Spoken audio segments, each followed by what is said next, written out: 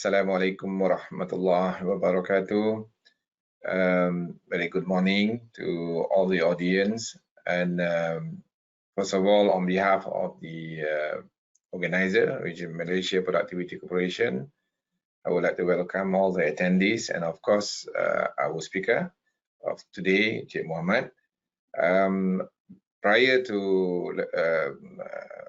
joining this initiative, I hope that you all semua dah kenyang, dah minum, dah makan pagi, dah semua cukup. Okay, so let's kita listen to our presentation later on and just being santai je lah. I mean, if you have any question, the attendee especially, if you have any question, you don't have to wait until the end of the presentation. You probably can submit into the chat box ataupun pada question punya box dalam kita punya webinar punya session tu. Just submit your question and then we will probably read it out at the time that we think that is suitable. And just to let you know also what this competitiveness talk is all about. Actually, Malaysia in particular and was actually been focused and actually been interested and worried. I would say that worried and then very much concerns about the ranking of the nations in the competitiveness report that given by many agencies. But however, in Malaysia back to early 2000. There are three indicators ataupun three report that become a very pioneer ataupun primer report that we actually monitor.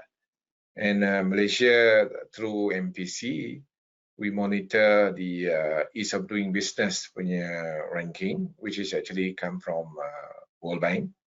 And then we have another report that coming from the GCR, what they call it, global competitiveness report, which actually come from WEF, which is in Geneva.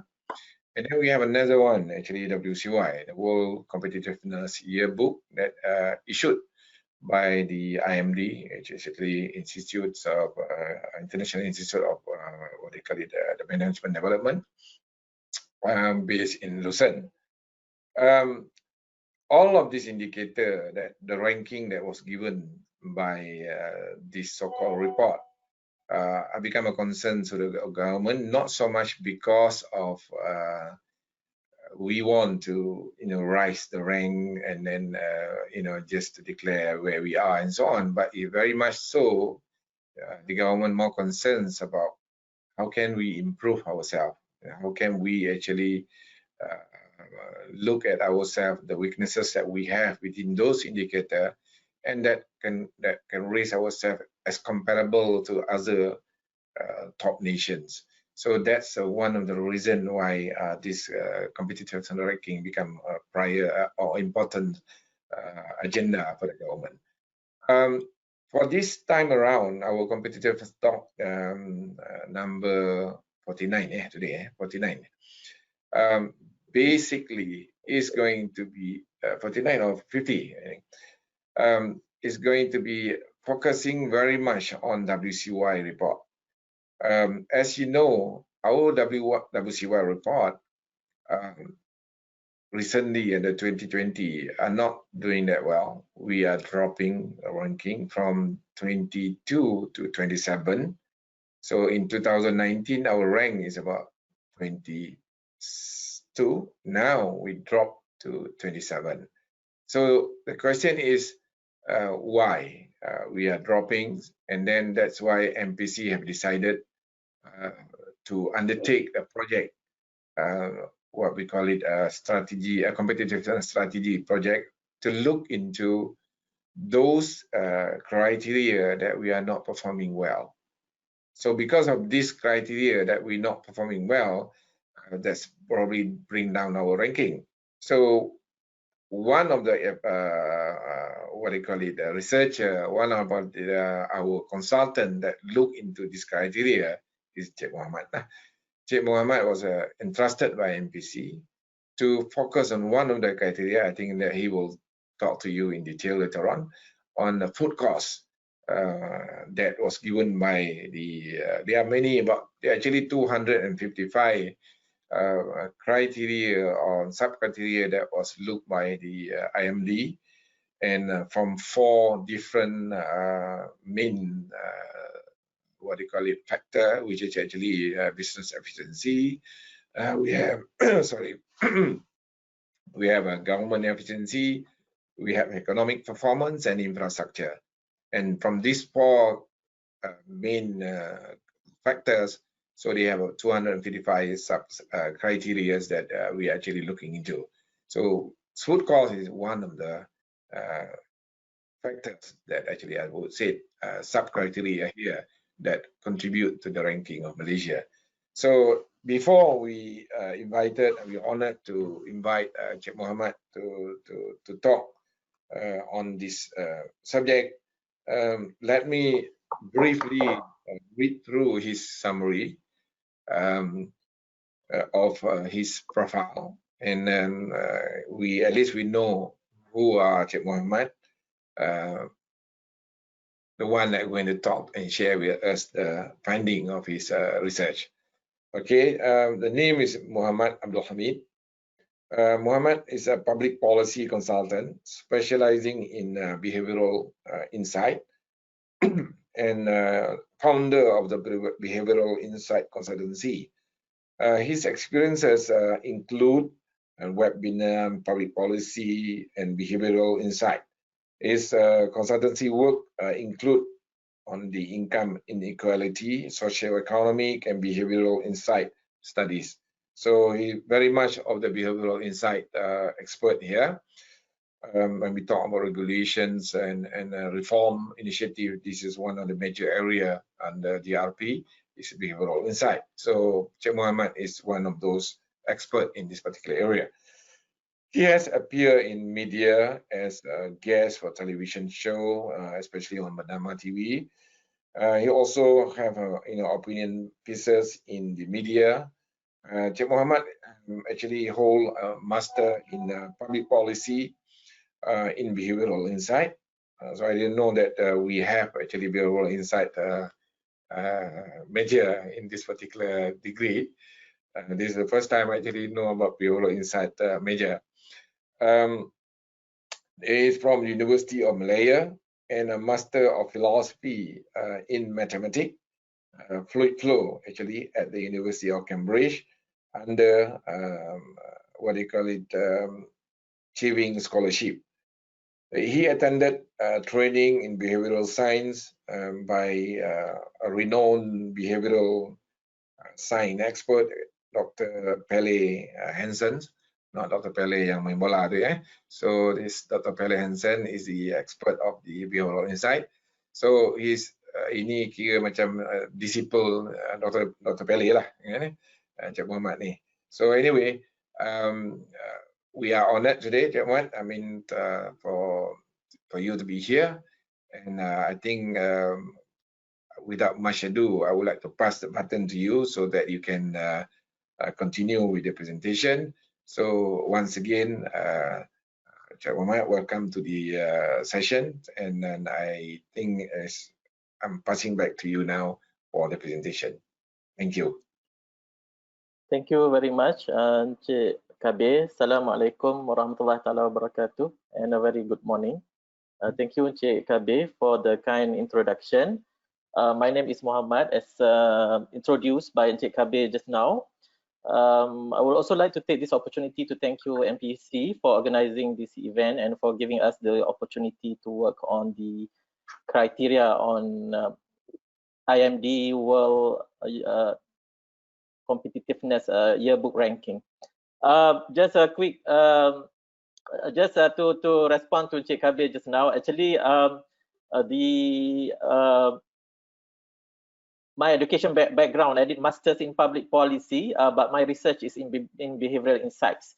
I think as far as I know, there has not been yet in Malaysia courses specializing in behavioral insight just yet. But what I've done is I did master in public policy, but my research I did on behavioral insights. the community of behavioral insight is still being developed, and the key champion is MPC, who's been entrusted by the government to champion on that. So without further ado, again, I would like to thank everyone, all our viewers, for taking your precious time to be with us today in this particular topic, which is only one of the many criteria in the WCY, IMD WCY, which stands for World Competitiveness Yearbook, which is issued every year by IMD. The topic is about food costs, and I will be introducing will be describing about the criteria, and it's not like mentioned earlier by Encik Kabir. When we talk about this criteria, obviously one is about ranking, but it's not only about ranking. I think there's probably there's a bigger picture than that.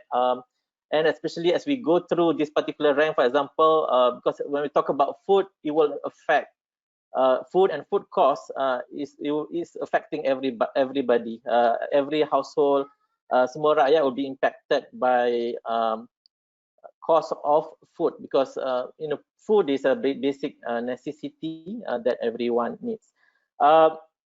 Let me try to put this slide on the slideshow so that everyone can see the slide better.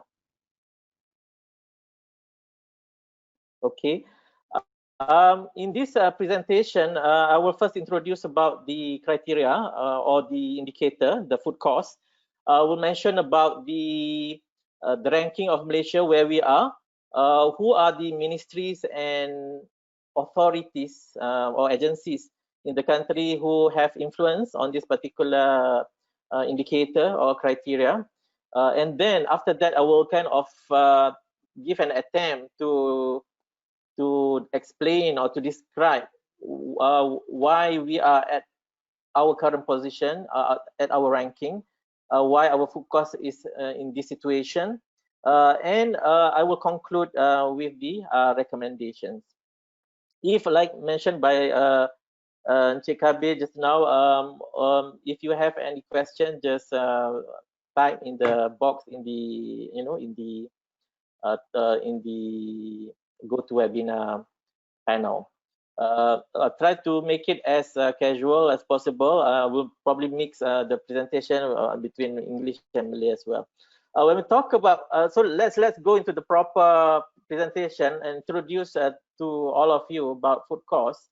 Food cost is actually when IMD talks about food cost, it's not food cost as in harga makanan sahaja, harga makanan, but what it means, what this criteria means is a percent of consumer expenditure spent on food that were consumed at home.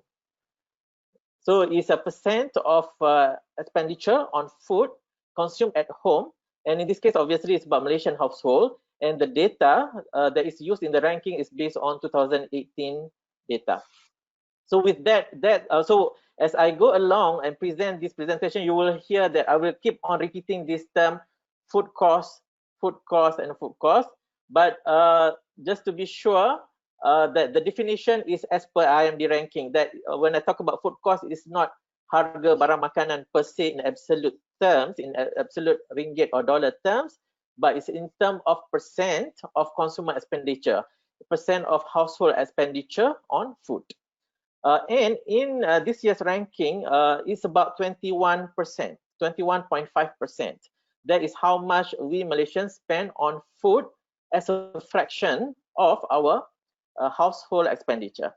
Out of 63 countries, we are at number 44, meaning that we are not in a very good position compared to the countries that are ranked in the IMD ranking. And that is equivalent to approximately $1,400 per person. This data source is coming from US Department of Agriculture. IMD take the data from there, but in turn, the US Department of Agriculture, USDA, takes the data from another body, another research body, which is Euromonitor International, which is a consumer market report that is issued by that particular organization.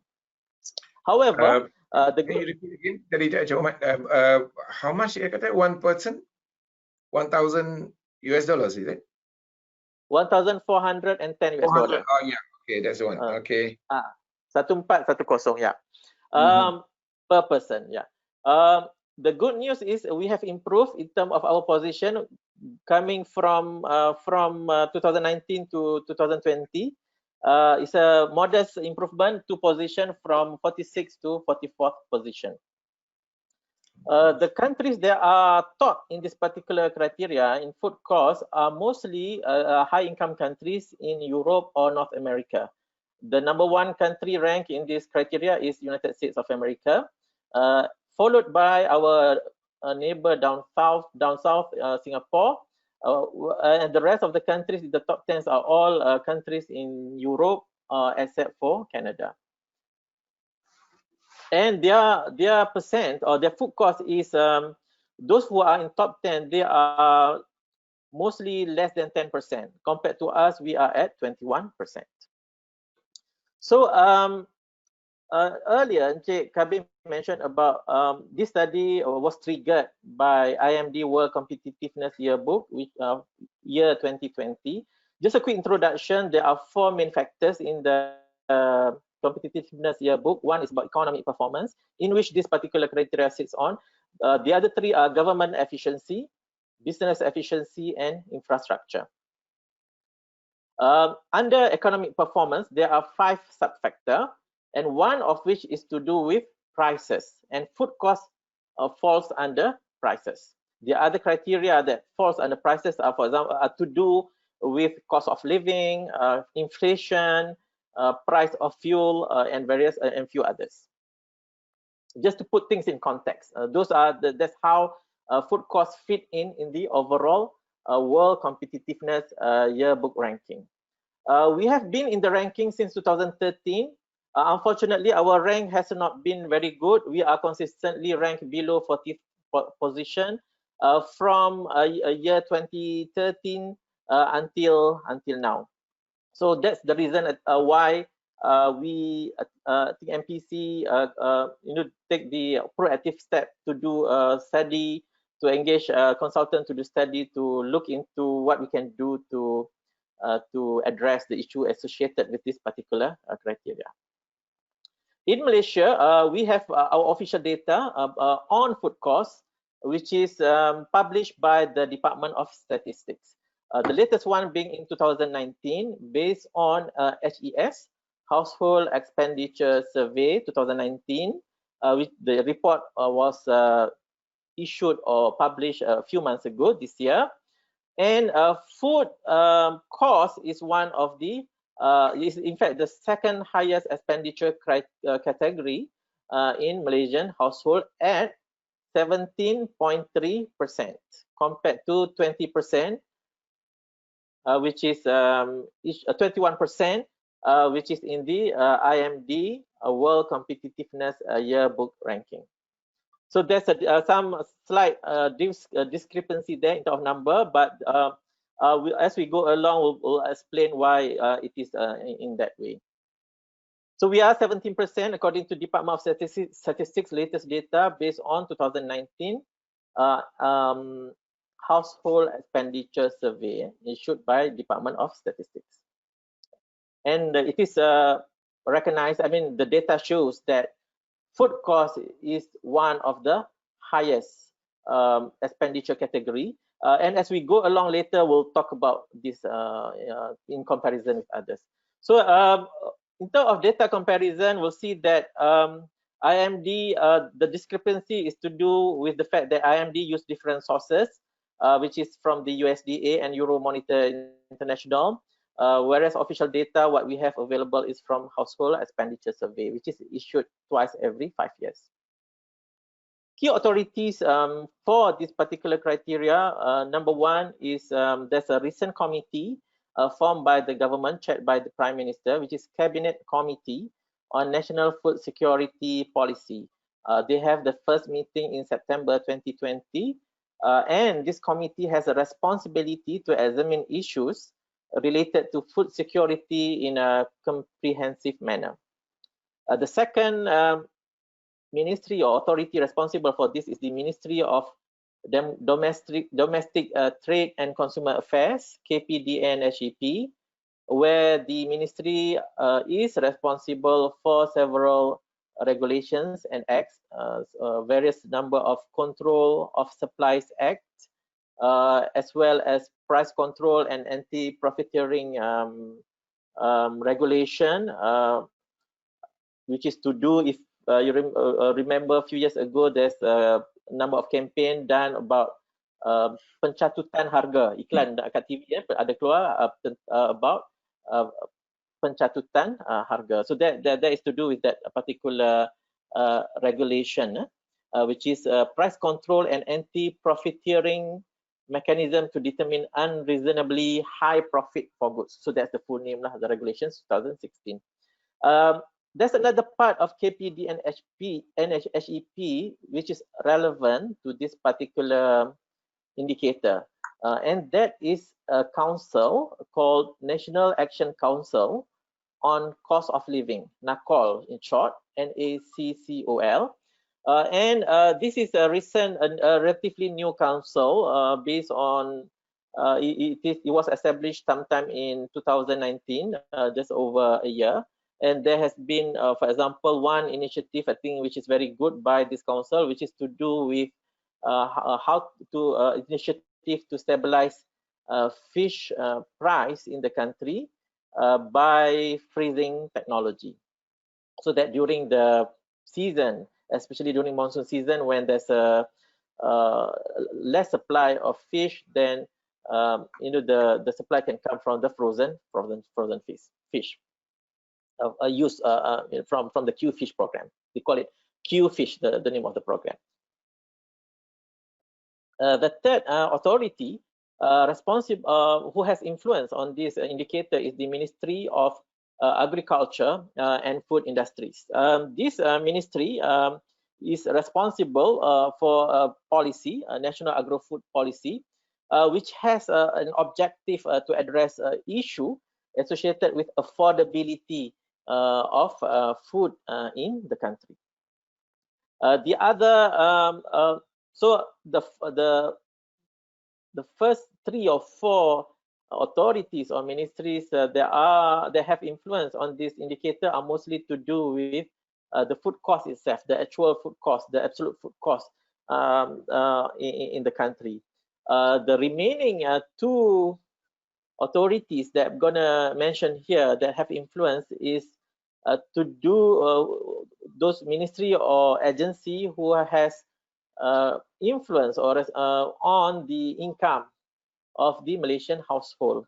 Why this is also listed is because of the fact that the expenditure of household expenditure is a function depends on household income, and the fact that food cost forms a big chunk of household expenditure, and therefore it has some relation with the income of household, and we'll talk a little bit more about later.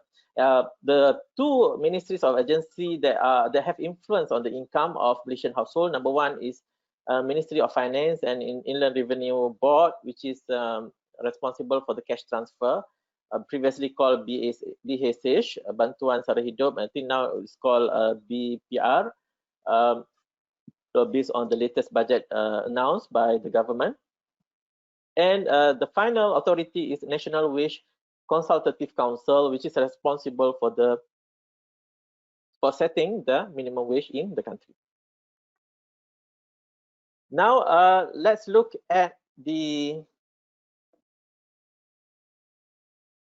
next slide, which is to do with the drivers to the current ranking.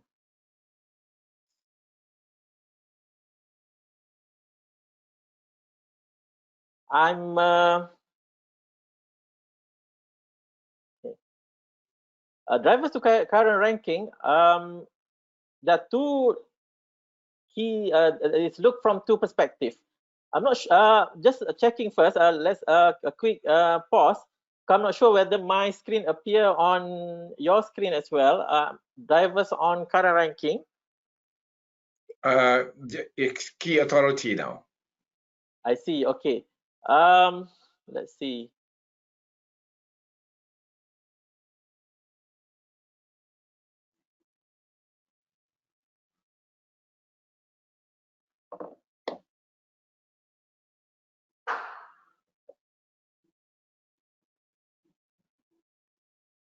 Dia tak moving eh. Oh, it doesn't seems to move. Do we have Miss Nurul? Maybe Cik Nurul, if you can disable my screen first, my sharing screen.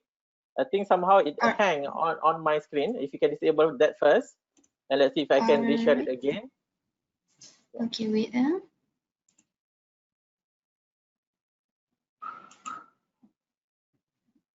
So the next discussion while waiting for the screen, the next discussion is we're gonna kind of talk about why we are where we are in terms of this particular criteria.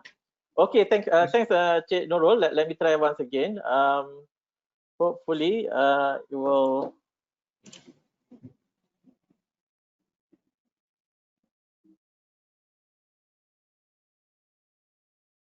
Let's see.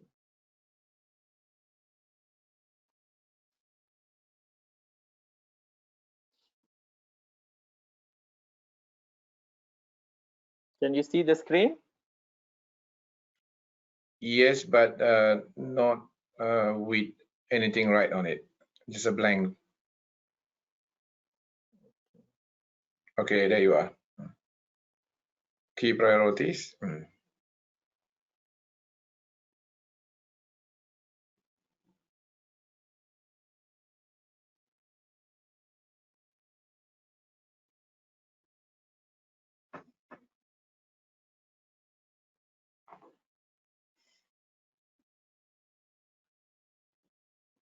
Kalau you choose direct without pakai slideshow, boleh.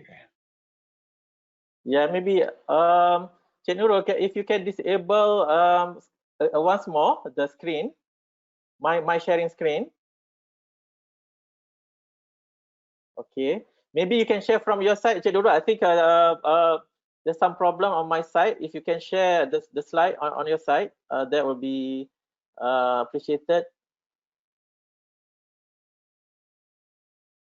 Okay, while waiting for that, I'm wondering because the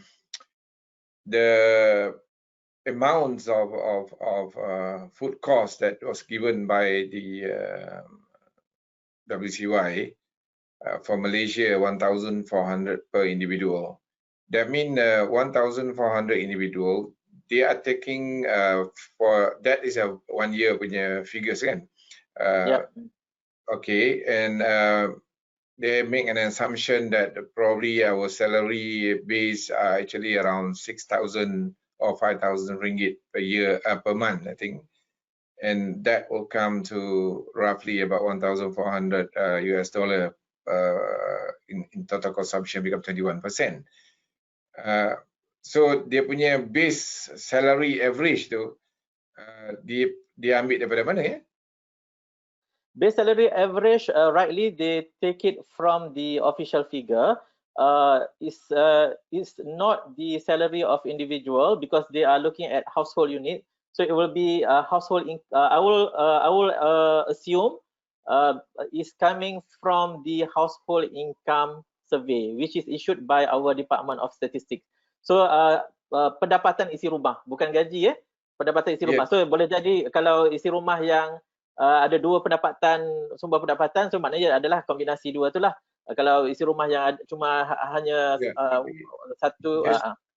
Just curious on the per capita itself, because on the per capita itself, that mean berapa dia ambil average per household, katakan contohnya, based on a household average, then the total income will become some figures lah.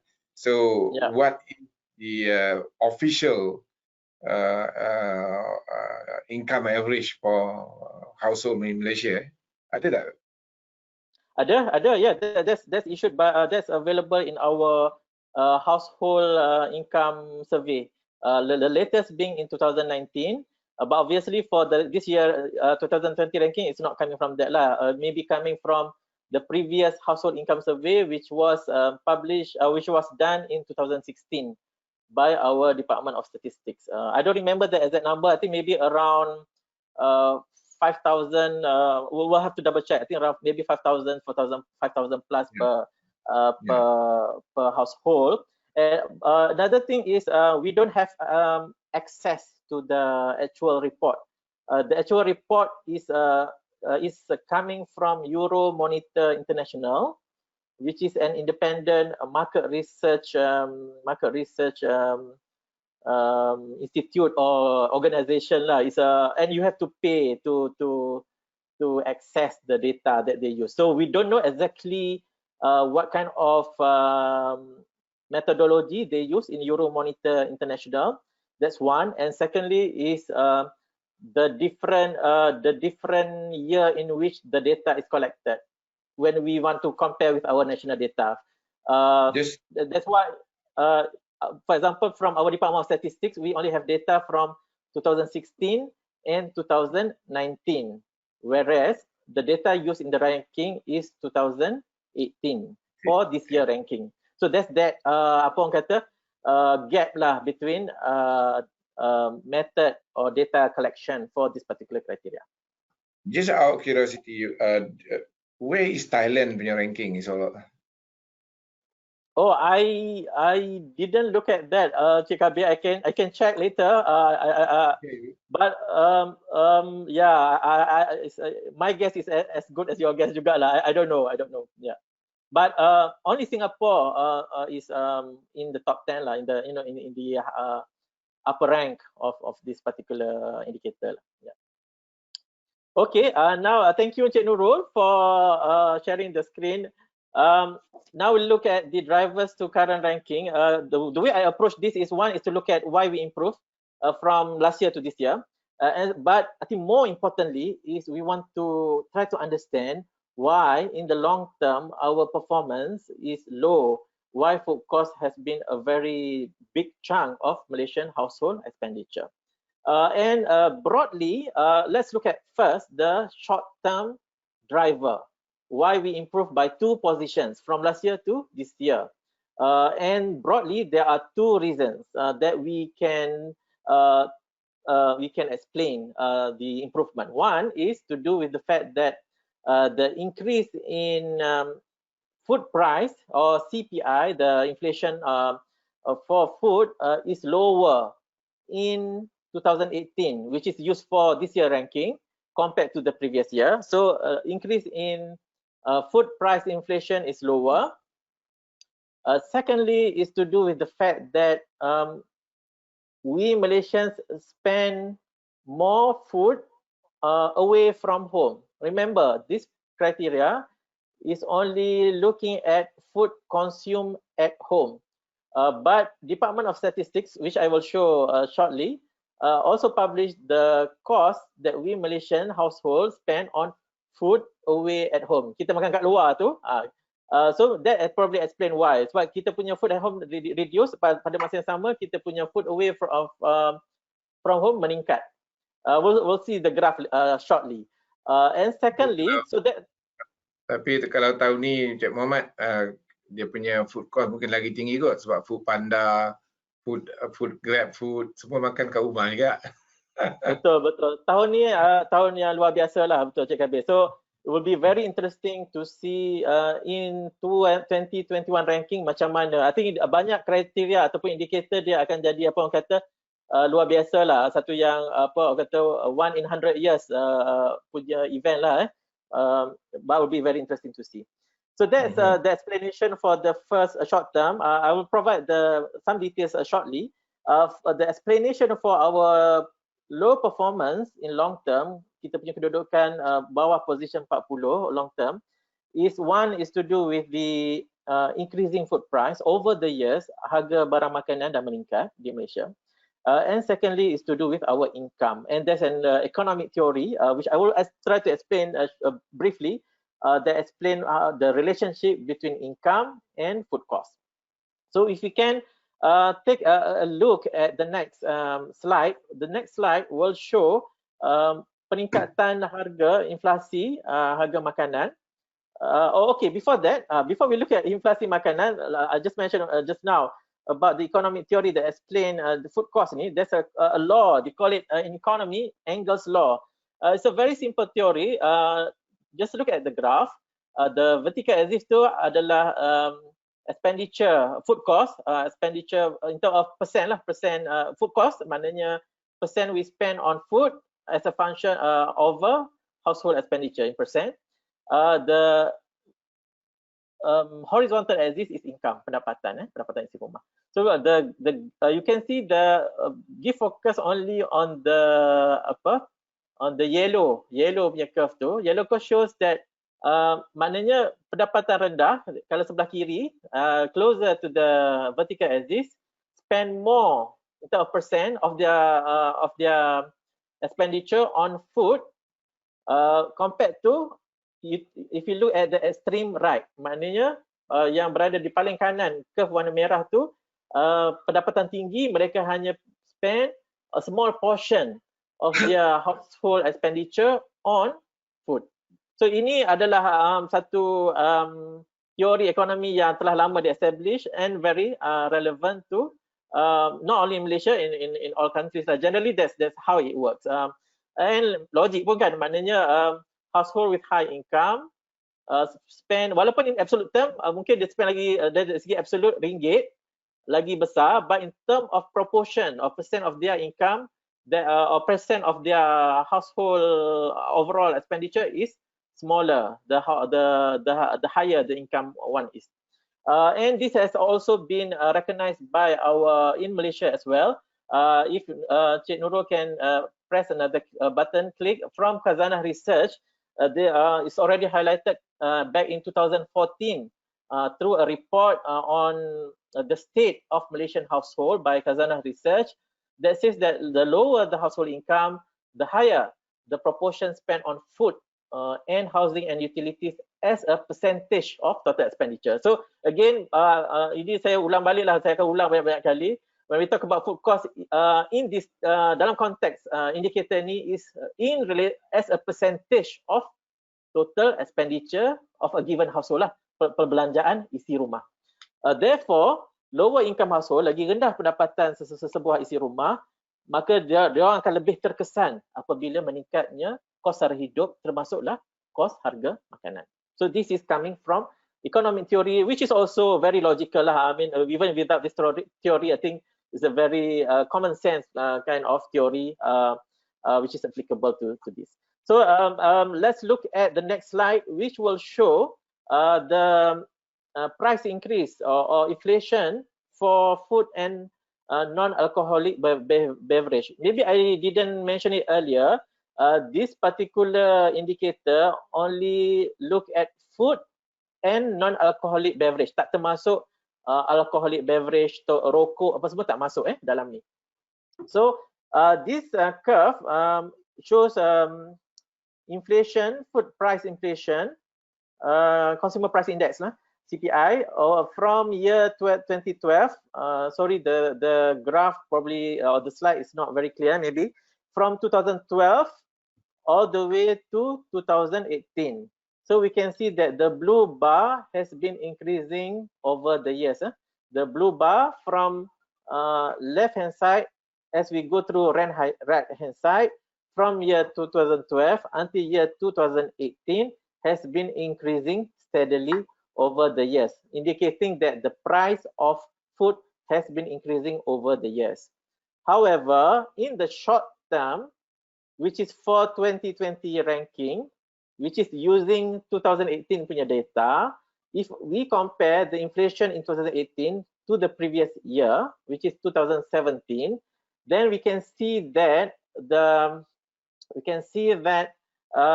the rate of the increase is less compared to the previous year, and that probably explain why we are better off. Maknanya kadar peningkatan harga barang makanan pada tahun 2018 tidak setinggi apa yang berlaku pada tahun sebelumnya, iaitu tahun 2017. However, on the long term, if you can click another button, Cik Nurul, we can see that over the whole period of this graph, over the whole period of the ranking from 2013 all the way sampai 2018, the increase has been 19.4%, 19.4% increase in food inflation. So that partly explain why our food cost has been quite high compared to our household expenditure. And next, what we're gonna look at is, Cik Nurul, if we can look at the next slide. Okay, I mentioned earlier about food away from home and food consumed at home, because this criteria is only food consumed at home. So you can see that the two curve, the top one is food at home, has been, and the bottom one is food away from home. So if you can see the trend from the trend, we can see that over the years, food away from home has been steadily increasing, the bottom curve, from 8.7% in 2004-2005 to 11.2% in 2019. And the opposite is true for food consumed at home, which is this criteria that we're talking about, this topic today, the food cost, the indicator that's used in the ranking.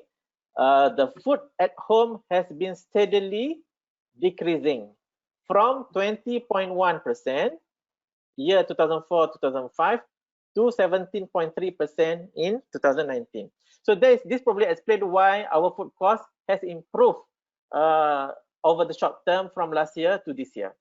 Okay, next, let's look at the other drivers that is affecting our food costs in the long term. And that is to do with the fact that our food price have been increasing over the years. These are some data that has been published by various institutions or agencies. For example, on the left-hand side, what this graph is showing is that the inflation of food price, the inflation for food has been increasing more rapidly compared to other expenditure category. Again, I apologize, the graph or the legend on the graph may be a little bit too small, you probably couldn't see it, but the graph on the left hand side, what it's trying to show is that kadar inflasi untuk makanan, kadar peningkatan inflasi untuk makanan lebih tinggi berbanding dengan kategori-kategori perbelanjaan lain, contohnya transport, contohnya housing, contohnya healthcare. Dia punya inflasi, walaupun berlaku juga peningkatan harga, tetapi tidak setinggi food price, food cost, food price. And same also, the right hand curve is coming from World Bank in 2018, showing change in consumer price in Malaysia between urban and rural. And we can see also the bar yang paling kiri sekali, the one yang to the extreme left, of that curve on the right, yang paling tinggi sekali adalah food and non-alcoholic beverage, maknanya peningkatan harga. So this explain why in the long term, why our food cost forms the biggest chunk of household expenditure. It's been increasing more rapidly than other expenditure categories. Next is that this is another evidence. The top again, the top curve is showing the price of average retail price of some of the food items in Malaysia, the processed chicken, ikan pelaling, beef and ikan kembung, and over the years, especially from 2013, daripada tahun 2013, when this criteria or indicator enter the ranking in the WCY ranking, the price of these food items has been increasing steadily over the years. You know, those chicken, ikan pelaling, beef, which we more 70% is imported. So again, showing food price has been increasing over the years. And the bottom chart is showing the impact of food import. It shows that the food import, there's higher inflation on the imported food items. So if you can click the next button, Cik Nurul. So yeah, we see that price of imported beef and fish have been increasing at higher rates compared to pre-2013 when this ranking entered this ranking was established for this particular indicator. And what we know also is that import dependent meaning that food item, for example beef, and maybe to a certain extent locally produced punya barang makanan, but to produce that items you need import also untuk for example dedak for ayam, say for example lah certain untuk produce that particular food. So if it's dependent on import, then they are more vulnerable to they experience higher inflation compared to food that is has higher local content lah, if I can say local content. Maknanya for example maybe certain vegetables that probably don't use pesticide yang organic apa semua yang very much very don't use imported products for the food production, then the inflation will be lower. Okay, next. On some food items, we see price anomalies. And what this chart is trying to show is that what happened on certain food products, imported products, and in this case is showing for dairy products, susu, keju dan juga telur. The trend of the price trend, which is if you just look at the left hand curve for instance, for Malaysia is the red, orange curve, and the price has been increasing steadily, whereas international price, the blue curve on the left hand side, is it shows a more erratic lah, turun naik ada turun ada naik dan sebagainya. So this is what we call price anomaly. Why our price, imported price, doesn't follow the market price, the world market price, whereas these items are dependent on market price, the world market price. So this is what we call price anomalies, and there's explanation for that which we'll talk about shortly. So next, that mean in Malaysia is shown very well that as any price go up, contohnya lah roti canai kita go up gitu kan, it will never come down. It will never come down. I mean the curve show very well that the price that never come down. I mean going up all the way as compared to the world punya. Toward the end tu kan dia macam turun kan. Sekarang ni lower, and Malaysia is getting higher and higher. I mean that's something that footnote that I mean those agencies should be taking into account. Yeah, very good, very true observation, Cik Kabir. Yeah. And I think that is what we experience lah as a consumer, kan. Okay, now let's look further into the some more details about the driver. Before we discuss about the recommendation lah.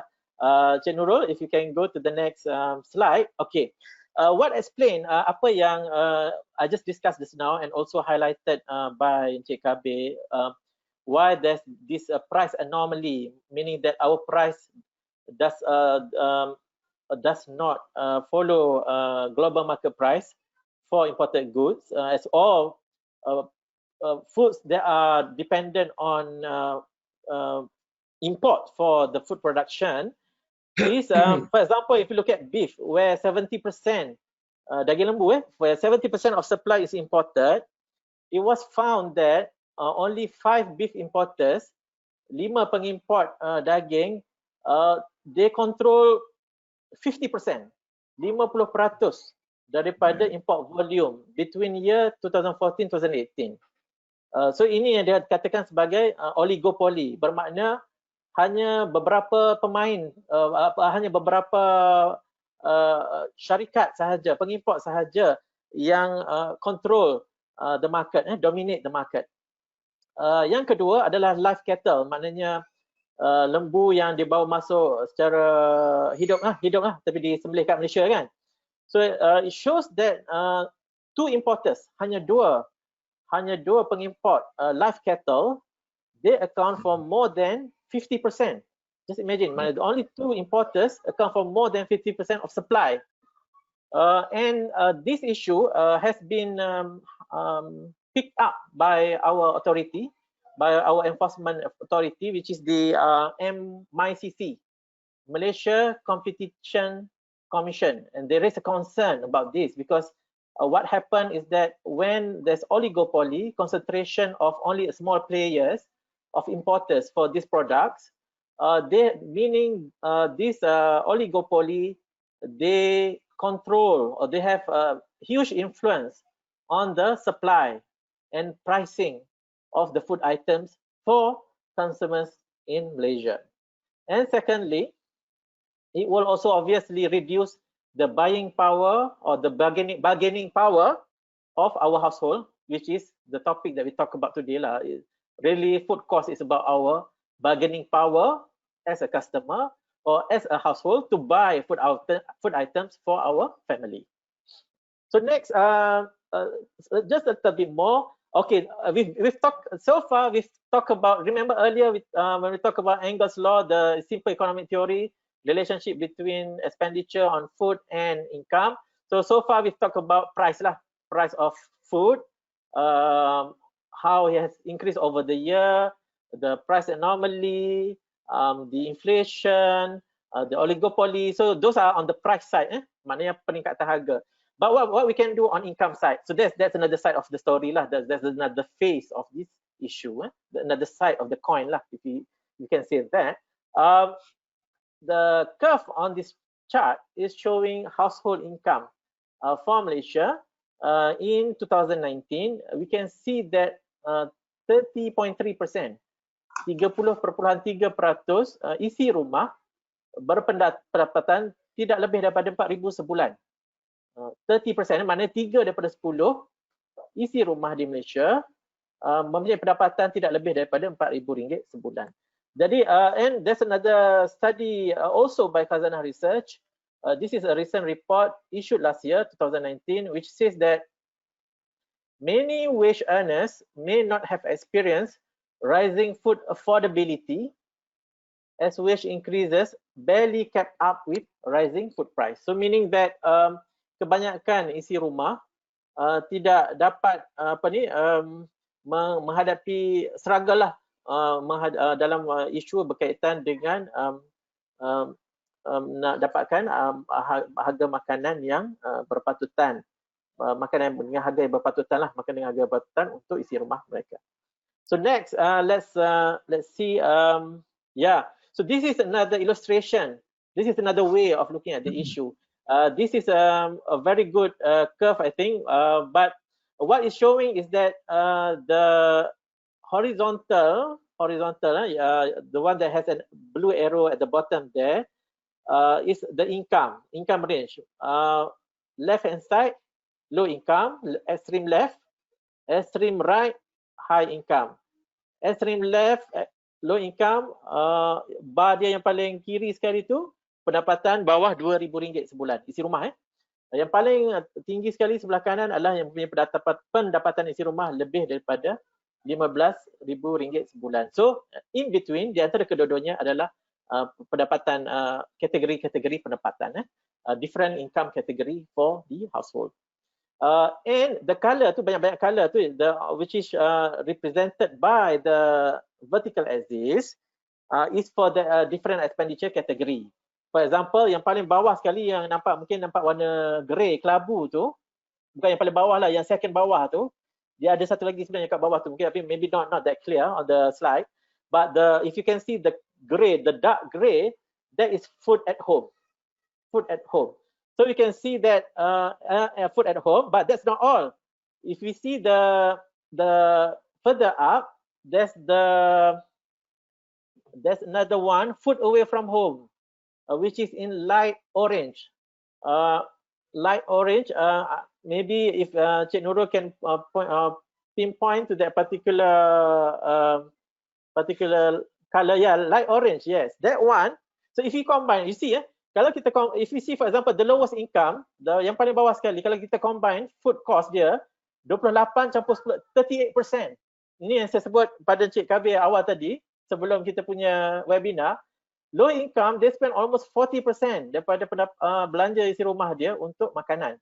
But as you go along the curve, along the axis from left to right, as income increase, dia punya proportion of food cost on household makin rendah dan makin rendah. And that's why, for example, if you look at the highest income category in this particular curve, yang pendapatan lebih daripada RM15,000 sebulan isi rumah, dia punya belanja untuk makan hanya tidak lebih, kalau kita campur food away and food at home, only about 20%, 22%, versus yang tadi. So maknanya di antara dua kategori, kalau kita bandingkan nisbah antara dua kategori yang pendapatan paling tinggi paling rendah ni, dua kali ganda. Yang satu tu 40%, yang satu lagi 20%. Maknanya pendapatan isi rendah, kategori pendapatan paling rendah spend twice as much of their household expenditure on food compared to the highest income category. So that's another way of looking at the issue. And that's why we also have to, when we look at this issue, we also have to look at how do we go about improving the income side. The income side also, not only the price, we've spent more than half of our time already talking about the price. That's another side of looking at it. But I think there's also an opportunity that we also have to look at the income side as well, especially for the lower income household. And next, if you like, Cik Mohammad, I mean it would be good in this to add another one. Kalau kita ada, I'm not sure, mungkin dah you tengok kot, percentage increase of the household income throughout the year. That mean for that mean if kalau kita punya food cost increase percentage wise, we can see and how many percent, and incomparable with the percentage of the salary ataupun the household income, then we can see where we are actually, whether we are getting better or getting worse. Yeah, you're right, Cik Kabir. There are that data. We have data from that, which is one is from the official data from Department of Statistics, which we have from the household income survey done twice every 5 years. That's one. The other data that we have also from DOSM, which is every year, I think, laporan gaji dan upah. Laporan gaji upah, tapi itu bukan household lah. Tapi but there are already trend on that. We can see the over the years, generally, there has been an increase. No doubt, there has been an increase in income for Malaysian. If you look at macro level lah, maknanya secara keseluruhannya ada peningkatan dari segi, memang ada peningkatan pendapatan di kalangan isi rumah maupun di kalangan individu kalau kita tengok laporan gaji dan upah. Cumanya the issue adalah peningkatan dia terutamanya bagi sesetengah golongan lah, tak semua, khususnya yang berpendapatan rendah tu, kenaikan gaji tu dia tidak dapat nak cope dengan kenaikan harga barang, cost of so itu yang menyebabkan dia punya proportion on expenditure ni masih lagi tinggi. Meaning that simply put, atau maknanya kenaikan gaji itu tak cukup lah bagi sesetengah isi rumah. Saya tak kata semua, bagi sesetengah isi rumah, maknanya kenaikan gaji mereka tidak cukup, tidak dapat cope dengan peningkatan kos sara hidup yang berlaku dari tahun ke tahun. Okay. Next is I think implikasi dia, ada implikasi dia. Implikasi dia, especially for low household income, menyebabkan mereka mengurangkan pemakanan mereka, maknanya reduce intake of food. For example, a study by UPM shows that 13.4%, 13%, so 1 dari 10 orang mengurangkan size of the meal ataupun skip meal because of financial constraint, sebab nak maintain budget. So apa yang daripada dua study yang kita tengok ni menunjukkan bahawa kita punya isi rumah cuba maintain kita punya bajet. Ialah sebab itu je bajet kita ada kan, berdasarkan pendapatan kita ada. Pendapatan maknanya walaupun harga barang makanan meningkat, tetapi isi rumah cuba manage benda tu dengan cara mengurangkan pengambilan makanan. And the evidence is from a study done by UPM, and secondly, the second one by UNICEF in 2018.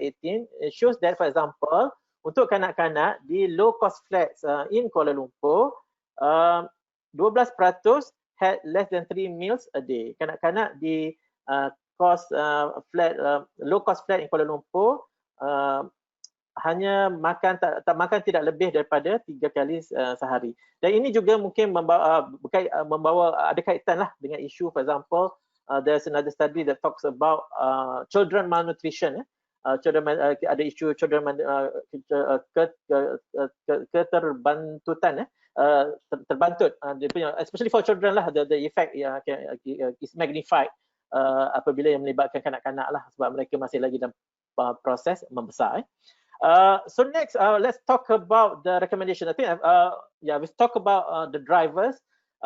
There are various recommendations on the price side. I think one is the bigger picture, the fact that there are many regulations, many policies to do relevant to food price and food security. Recommendation is to consolidate and streamline this policy and initiatives so that we can to improve the efficiency of government policy in addressing the issue. For example, there are 40 different laws that regulate food. So maybe there's opportunity there to streamline, to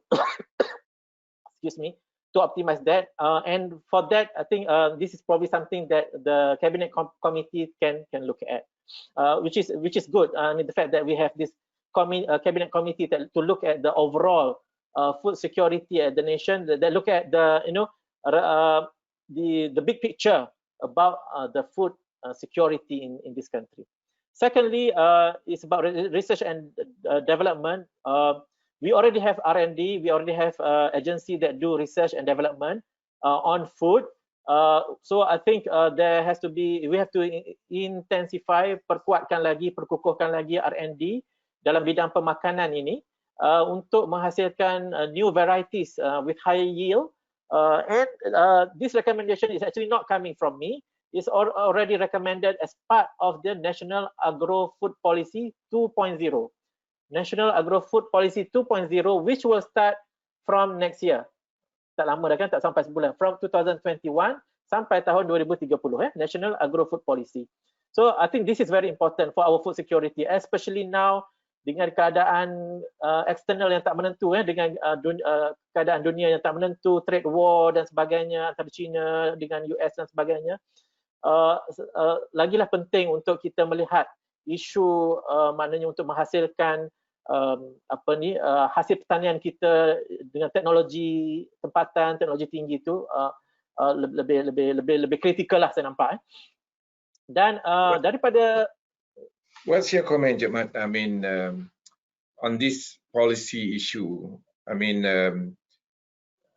the way you have been explaining just now, and then the way that have been undertaken by government, we are more concerned about food security than the food price. And our policy that we have so many committee actually, but the way I look at it, committee on the foods and things like that, but nothing changed. But we are getting higher, the price getting expensive, and we allow this oligopoly scenario to be in existence for many years. So to me, is the policy ataupun I'm seeking your opinion on that. But based on my own observation, I believe that what the government should do is to focus more on the food price or the food cost issue in Malaysia, other than focus on very much on the food security issue. I mean, no doubt food security issue is important, but there are more important issue is actually on the food price. But we allowing this, I mean, take it as sugar, we have only few. I mean, why can't we have an open scenario where there's no protection in terms of, you know, taking care of one or two, industry player to make them rich, and then the rest of the people are suffer on this issue. So I'm not sure. I mean, this is what myself is concerned in terms of food costs. Yeah, I think that is a very valid observation, Cik Kabir, very valid and very real issues. Like you said, these are the a core issue that is affecting all Malaysians lah, semua rakyat kan. I mean, about food cost. And some of the issue like you have rightly pointed out has been going on for years kan. Maknanya there has been been there for many years already. I think and obviously to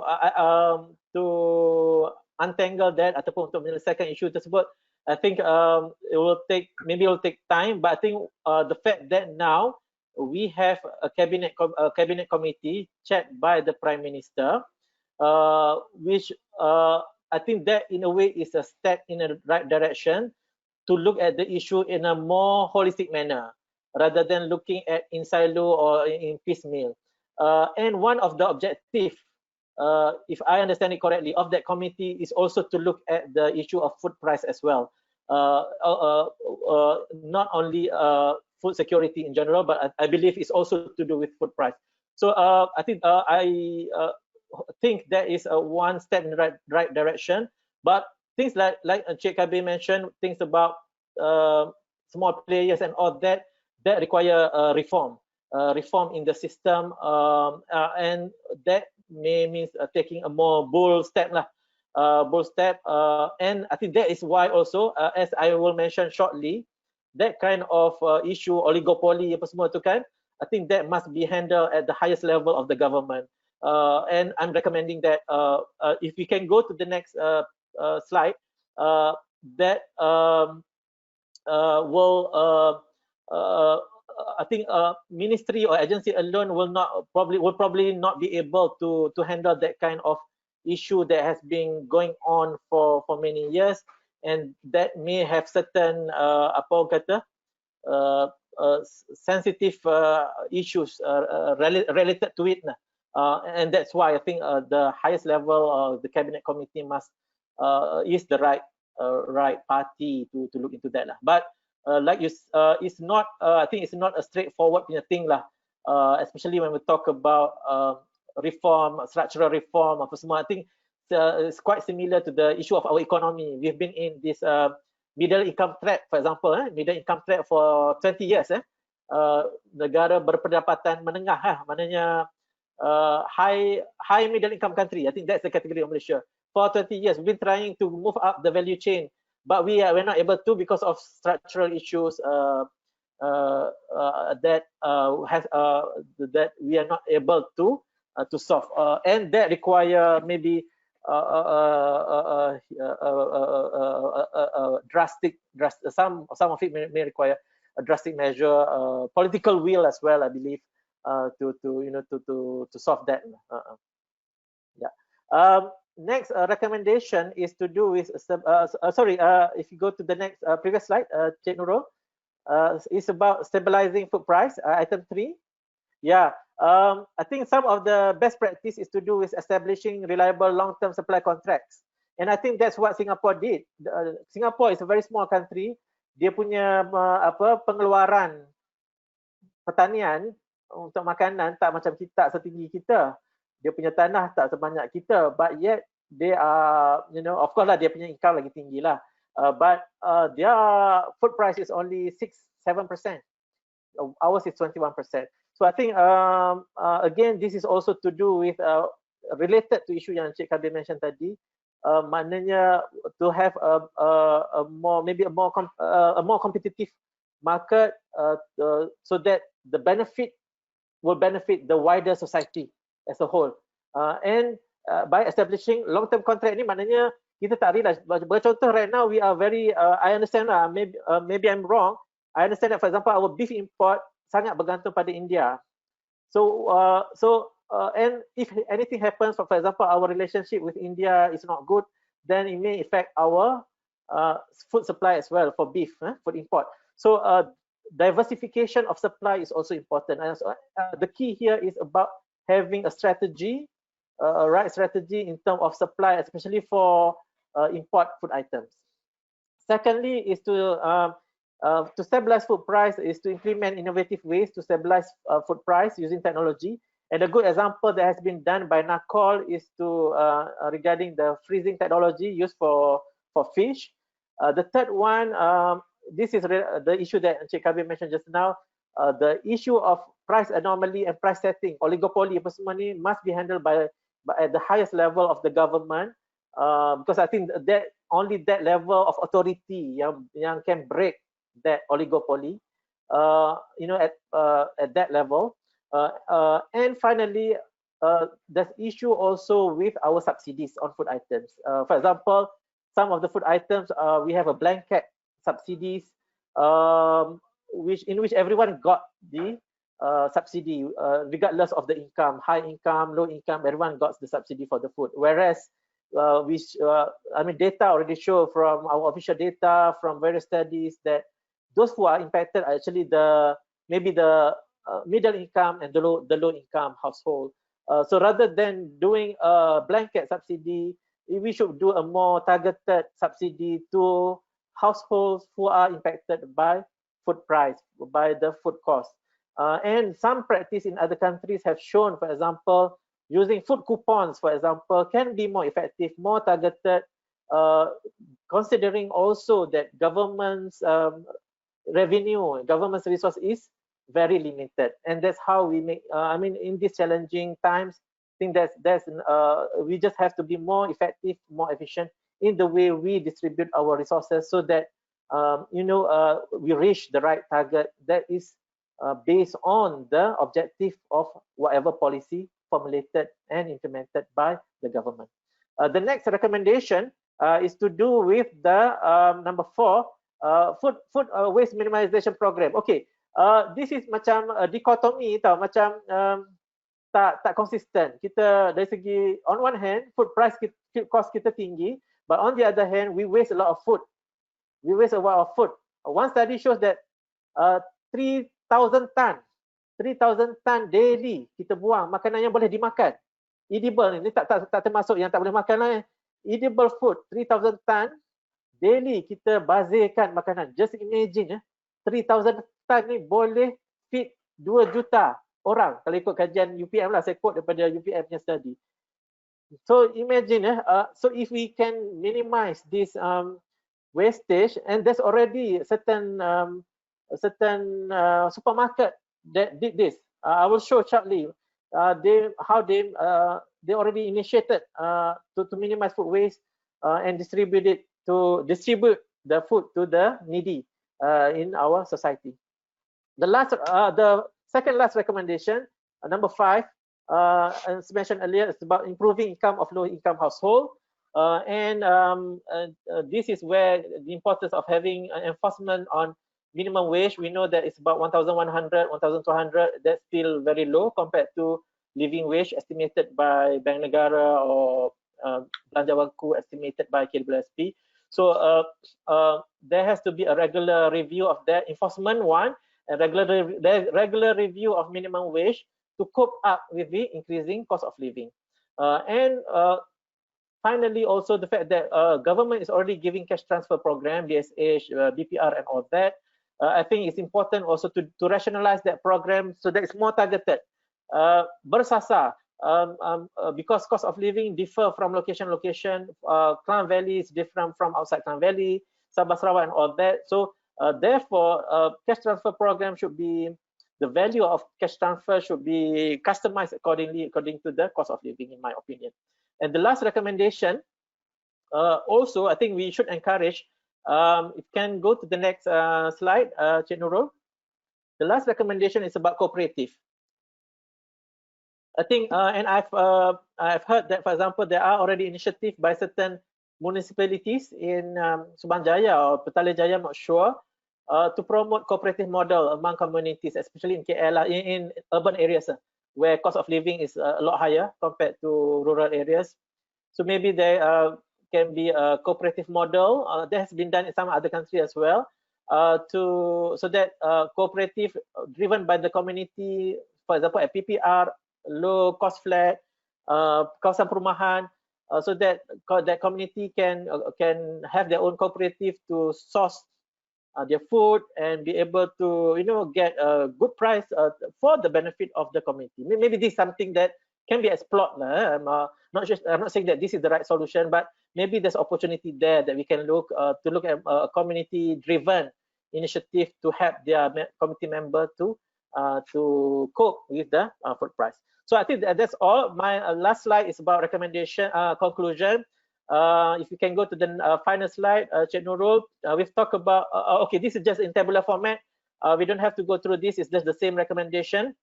The next slide, a Q-Fish program is the program done by through NACOL under KPD and HEP. Yang dia bekukan ikan. Sebab bekukan ikan supaya boleh dijual, sebagai contoh musim tengkujuh bila sumber ikan kurang.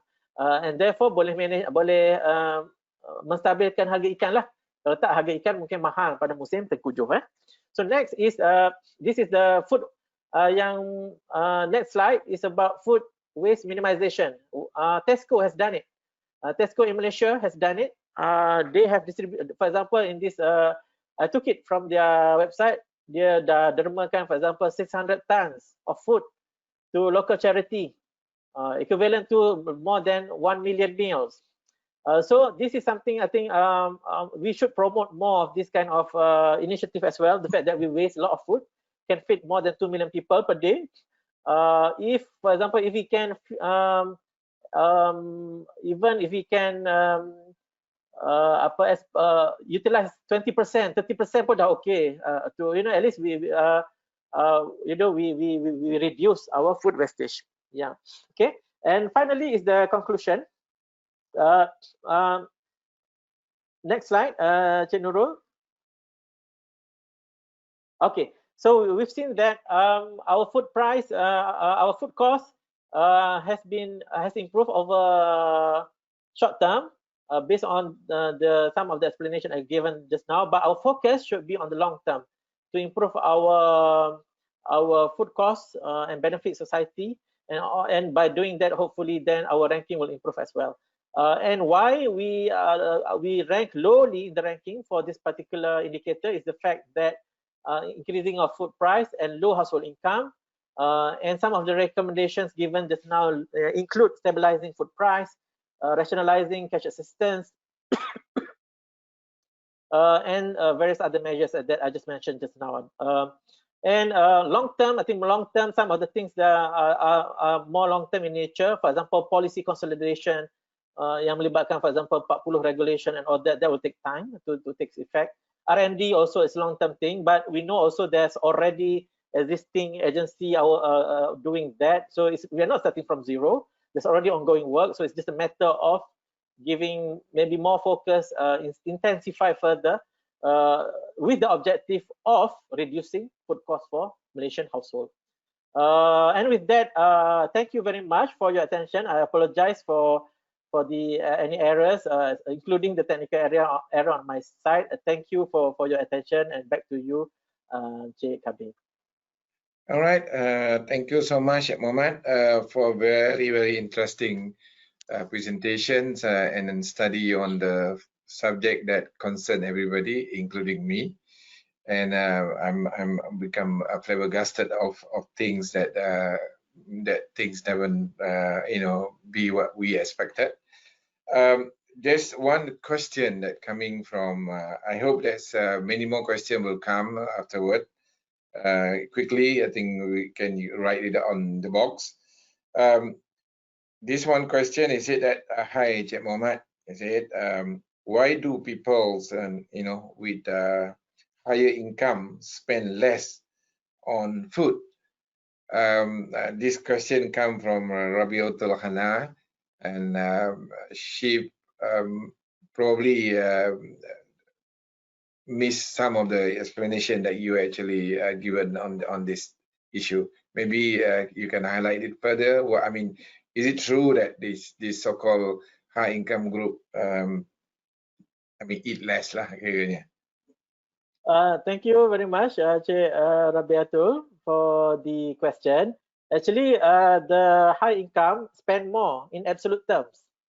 They spend more in absolute term on food. Mereka golongan yang berpendapatan tinggi belanja lebih pada makanan. Cuma apabila dibandingkan dengan perbelanjaan keseluruhan mereka, perbelanjaan isi rumah, dia lebih kecil. Dari segi peratus. Dan ini berkait balik dengan Engel's law yang saya tunjuk tadi. Maybe Cik Nurul, if you can go back to the earlier curve, in maybe slide number 3 or 4 maybe. Okay, this one, yes. So you can see that the blue curve, Cik Rabiatul, the blue curve is showing that higher income, kalau kita gerak daripada curve tu daripada kiri ke kanan, golongan berpendapatan tinggi bila pendapatan semakin bertambah, perbelanjaan terhadap perbelanjaan makanan bertambah. Maknanya golongan yang pendapatan tinggi belanja lebih dari segi absolut, absolut mutlak, nilai mutlak adalah lebih tinggi untuk makanan. Tetapi dari segi persen, berapa persen belanja mereka dibandingkan dengan perbelanjaan isi rumah, ianya masih lagi kecil walaupun mereka belanja banyak. Dan ini ditunjukkan dalam curve ni melalui curve warna orange tu. So for example, senang je lah, maknanya katalah golongan pendapatan kecil, katalah belanja RM1,000 sebulan untuk makanan. Katalah gaji dia RM2,000. Gaji RM2,000, dia belanja untuk makanan katalah gaji dia gaji dia RM3,000, dia belanja untuk makanan RM1,000 dalam 1/3. Golongan pendapatan tinggi belanja katalah gaji RM15,000, tapi dia belanja katalah 3 kali ganda lah. Kalau perata rendah tadi 1,000, katalah 3,000. Jadi kalau 1,000 bagi 3 dah 30%. Sedangkan yang perata tinggi ni walaupun mereka belanja lebih 3,000, mereka hanya belanja tidak sampai only 20%. Walaupun 20%. So that's a comparison. If you income income RM3,000 sebulan, you spend 1,000 on makanan, you dah belanja 30%. That is food cost. Itu definisi food cost lah. You dah belanja 30%.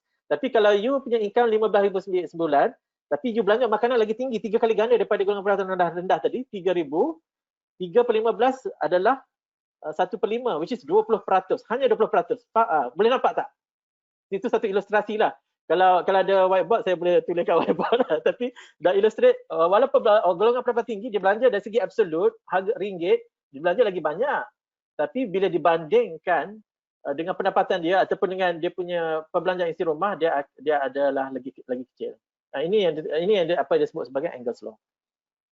Okey, terima kasih Cik Mohammad. Lagi satu ialah soalan yang mengenai relationship between food cost dengan food security.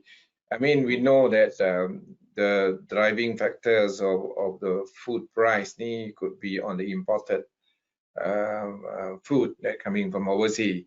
So if we do have, let's say, our own generations of food in Malaysia ourselves, so probably that will help. I'm not sure. I mean, just your comment on that link between the food cost and the food security. Yeah, thank you, Encik Kabir, for the question. Yeah, I think that there's a relationship between the two, the food cost and food security, and the fact that, for example, if a country is heavily reliant on imports, then obviously we are reliant on our supplier, to a certain extent our relationship with those suppliers, or even the government of those countries. And that's why I think one of the, but I think in today's world where everything is interconnected, we live still in a very globalized world. Malaysia is a highly trading nation, right? So we cannot avoid from doing business or doing trade with other countries, and we cannot avoid from importing some of our food products. And therefore, that's why one of the recommendation is to have a long-term supply contract, number one, so that we get better, we can get better price. Long-term supply contract, number one, and secondly is to diversify our suppliers, so that kita tidak terlalu bergantung hanya kepada satu supplier, small number of suppliers, or small number of countries only. If, for example, certain country decided not to, they have katalah bencana alam, and they cannot produce the food, then habislah kita if you only rely on them, isn't it? But if we have diverse supplier, we can, there's always, if you cannot go to A, we can go to B. So if A don't want to sell to us, we can go to C, or so those are the strategies. I think the importance is having a strategy. And secondly, like mentioned by Encik Kabir also just now, I think there's also a need to reduce our reliance on food imports. Number one, we recognize we cannot eliminate altogether import sebab kita hidup dalam globalized world. Certain item mungkin tak economical untuk kita produce sendiri. Sebagai contoh, certain baja yang high tech, for example, mungkin kita pun tak ada teknologi tu, tak nak kena import lah kan, baja kan, certain baja untuk hasilkan tanaman. And maybe certain product tak ekonomi pun untuk ni. Contohnya ialah macam obviously kalau Apple, demand ada kan, tapi kita tak boleh nak tanam apple kat sini. Mungkin boleh lah kat Cameron Highland, tapi it's not economical in term of economy of scale, tak boleh kan. So number one, we can we recognize we cannot obviously cannot eliminate import completely, but what we call is for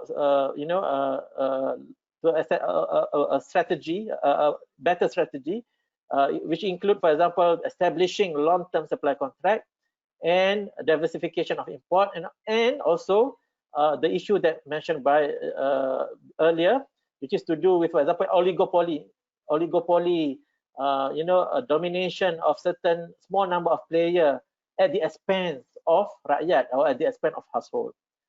That's number one. And secondly is we have to also, recognizing the first point, recognizing also that there's a need to reduce our import dependency, and that's why we need to intensify, I think, our own local food production. And I think Malaysia bertuah lah, kita negara yang boleh kata tak ada bencana yang besar, walaupun ada banjir, tapi tak adalah bencana besar macam neighboring countries, macam Philippines, macam Indonesia. We don't have. So generally our weather is pretty much predictable.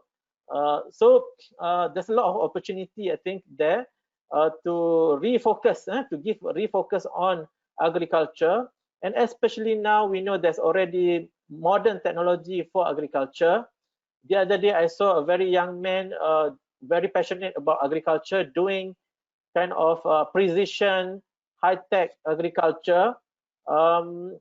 So it's a different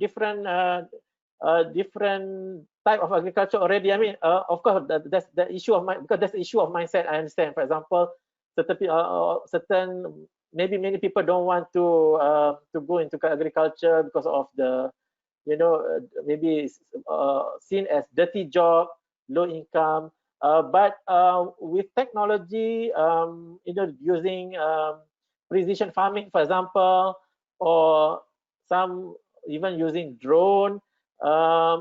Of course, there need to be a relevant policy from government to promote that. But the point is the agriculture sector is changing very fast.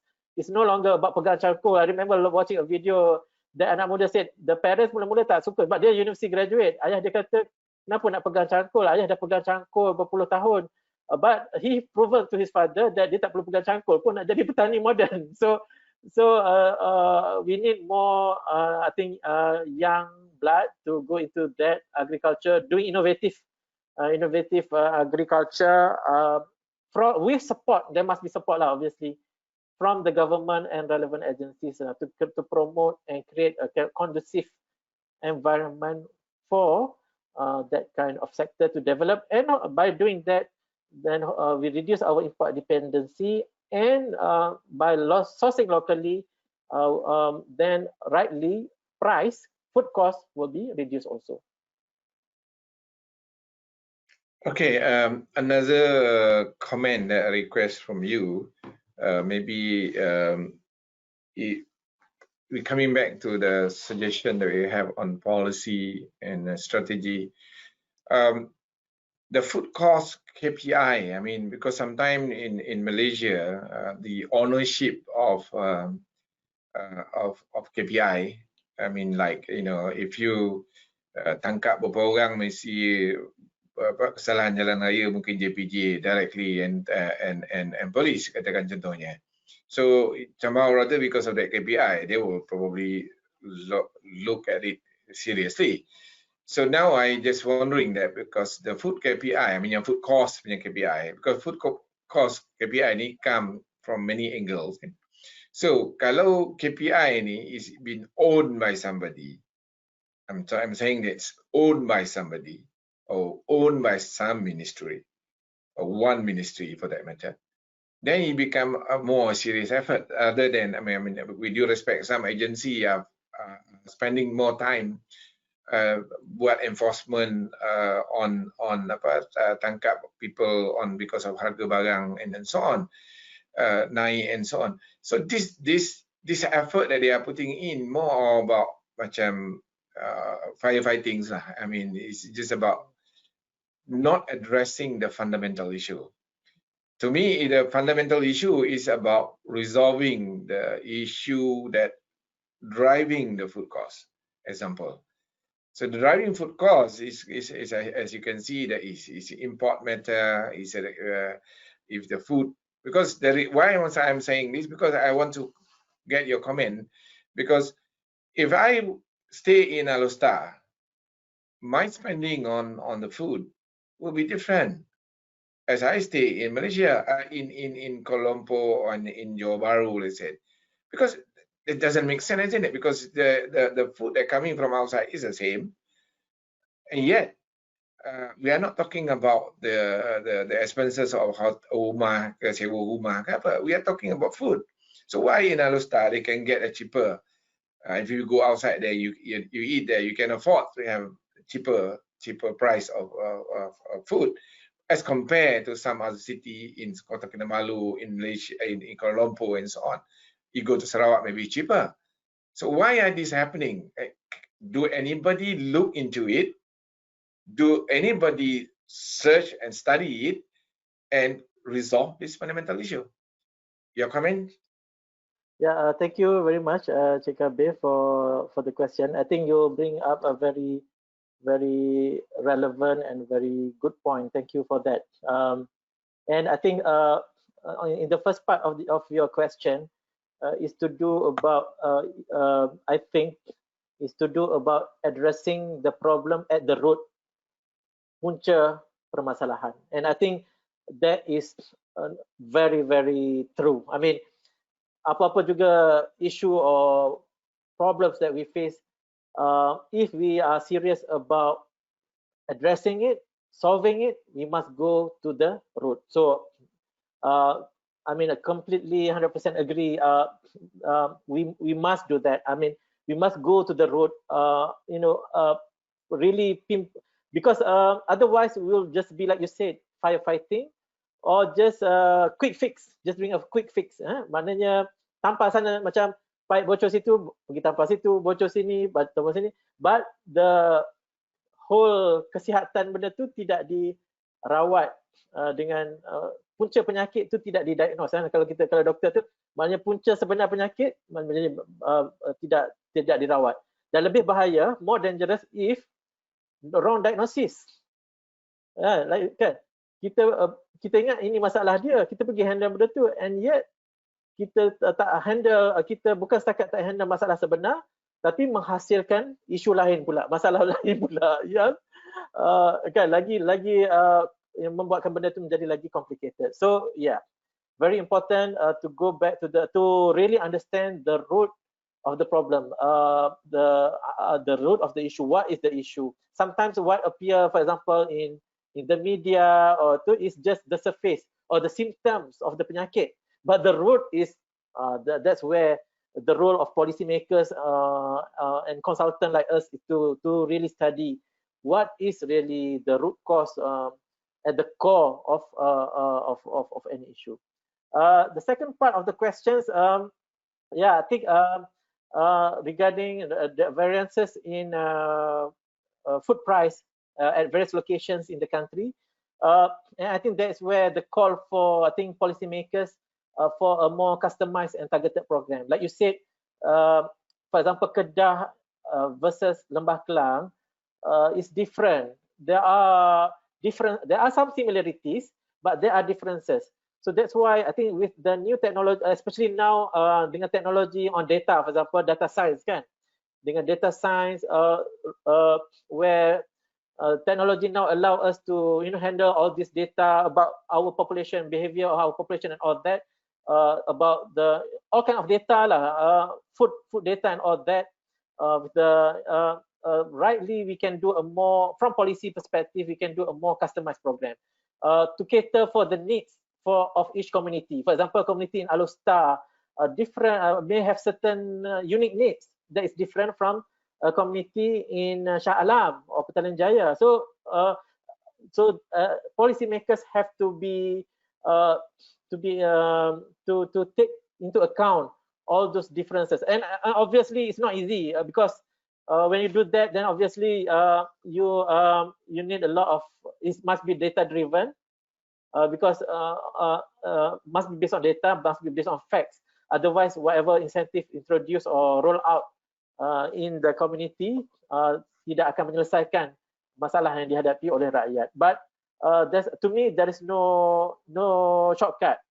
No shortcut. Sebab memang that's the nature of dealing with human lah, dealing with rakyat kan. Maknanya dekat area saya mungkin banyak masalah jalan berlubang. So I do concern apa jalan berlubang. Tapi dekat area rumah Cik Kabir mungkin isu dia adalah isu air tak ada kan, bagi contoh lah. So takkanlah nak bagi penyelesaian sama. Obviously difference and that must be the way forward. And I think one way to do it is one, obviously using data, and secondly is to do with engagement. I think it's very important to engage with relevant stakeholders kan. Maknanya work together kan with partner, tak kira lah maybe NGO, maybe persatuan penduduk. I think for the benefit of local community, there will be people who are willing to work together with government agency and all to for the betterment of their own society juga pun, for their own community kan. Yes. Sorry, yeah. Yeah, there are many projects that we do. I mean, like the intention was to control the prices, like winning one Malaysia outlet, everything that we have tried before. And it's all failed because the price is not much different that you buy kat Sweet Mart ke ataupun you buy dekat One Malaysia outlet, because this is a fundamental issue is not been resolved. I mean, looking back to pharma contohnya, pharma. I said pharma was created to market the product directly for the farmers and so on. But instead now we are actually controlling the export market. Hantar barang pergi overseas, that we are concerned more about that requirement, the regulation. Whereas I mean, we should use pharma to bring down the price. We should use pharma to help farmers to sell directly. So in a way, you remove the third parties and you bring that down. You bring the cost down. So this is the focus of the initiative that should be done by this so-called agency, rather than, I mean, you are going outside of your the main agenda that was created for this agency and so on. So the focus must be go back to the fundamental issue. What are your existence is all about? So I punya comment di sini, that's why I'm sure in other countries, because if we raise the gaji, Cik Ahmad, we're talking about raising the gaji because this is another income. Gaji, to raise the gaji is not the answer, because everybody will lompat sana lompat sini, especially now. I mean, because raising the gaji is not an issue, but raising the household income is different. How can we raise the household income? Then we have to find way. Somebody have to be responsible creating some program to raise their household income, not gaji. I mean, there are some other area that we can be addressing on this particular area. So, but coming back to the I have a last question that to throw it to you. I'm sure many other countries are doing some other program that is more making sense to bring down the cost for them. And for Malaysia to be ranked, I mean, why I'm asking you Thailand, and because they are so close to us. At the same time, they are, in terms of salary, income, they are lower. They are very much lower than Malaysia. And for Malaysia to rank 44 out of 63, we probably even worse than some of the African countries for that matter. And this is really serious. This is really serious. So that means, my question is that if Malaysia to follow the footsteps of somebody, which country that you would suggest that Malaysia emulate? And so that all our so-called, agency, ministry can have better look on the policy, on the action plan, and what to do. Okay. Okay, thank you again, Cik Kabir. Very tough question that one, I must say, but very relevant point again. Thank you for your feedbacks. And I think you bring up a very interesting point about Thailand, because we know Thailand is very good in their agriculture. Their technology is more advanced. Obviously, their yield production is better than us. And we import quite. I think we import quite number of products from Thailand as well, for food products from Thailand. I certainly will look into Thailand after this. It didn't come across to me when I was doing the study to Thailand, because they didn't appear in the top 10, top 20 also. But I will certainly look into that. I don't have right now. I don't have specific country for Malaysia to emulate, because of the fact that, number one, most, if not all, of the country except Singapore in the top 10 are Western European countries or Northern America, in which, number one, is to do with their income. They are high income nation. So that explains already why they are in the top 10 position. And secondly, many of those countries are also have put emphasis and priority on their agriculture. For example, the US and Canada and some countries in Europe, they are into high tech. Number one, they are into high-tech agriculture. Number two, they also have some form of protectionism to protect their farmers. Well, maybe there's something.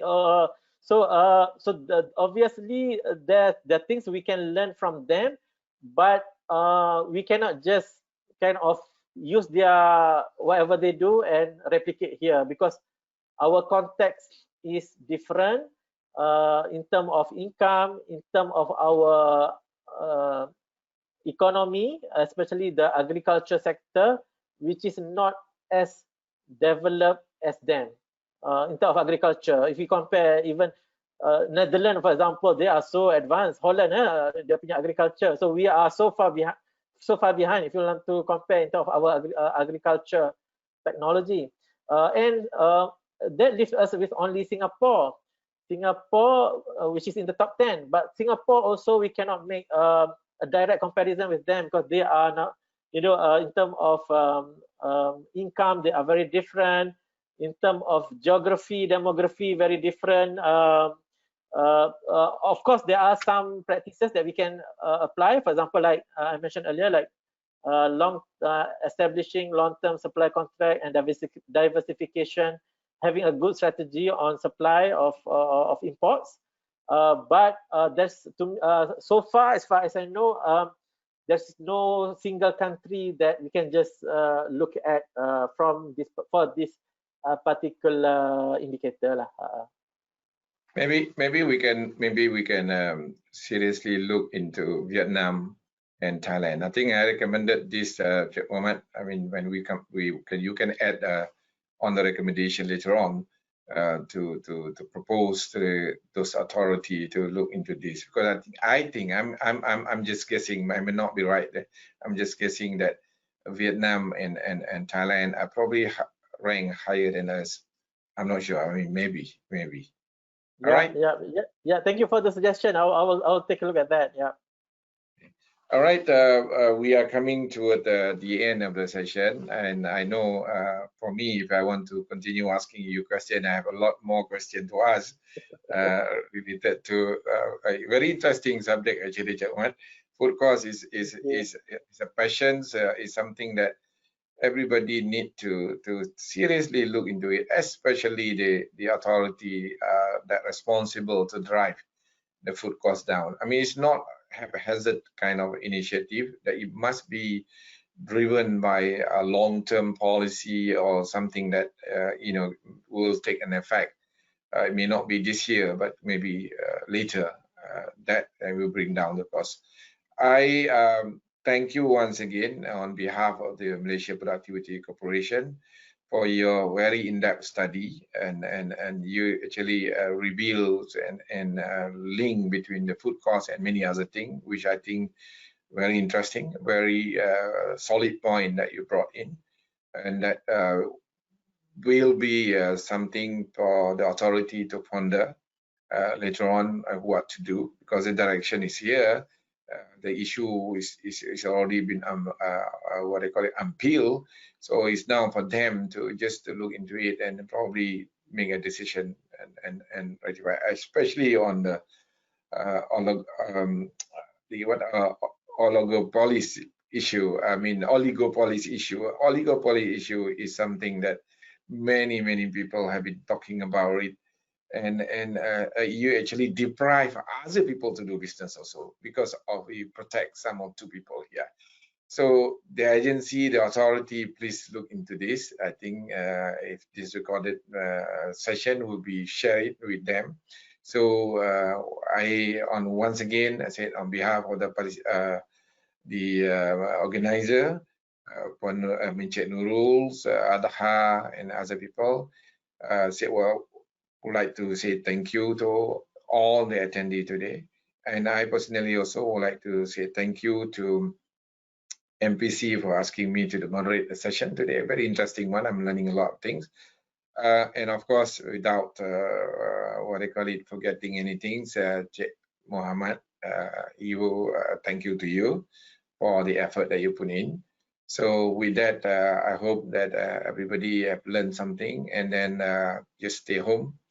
Stay safe and take care of yourself, and we'll see you again in our next competitiveness talk. So take care everybody. Assalamualaikum. Saya sudahi dengan wabillahi taufiq wal hidayah. Wassalamualaikum warahmatullahi wabarakatuh. Take care. Salam.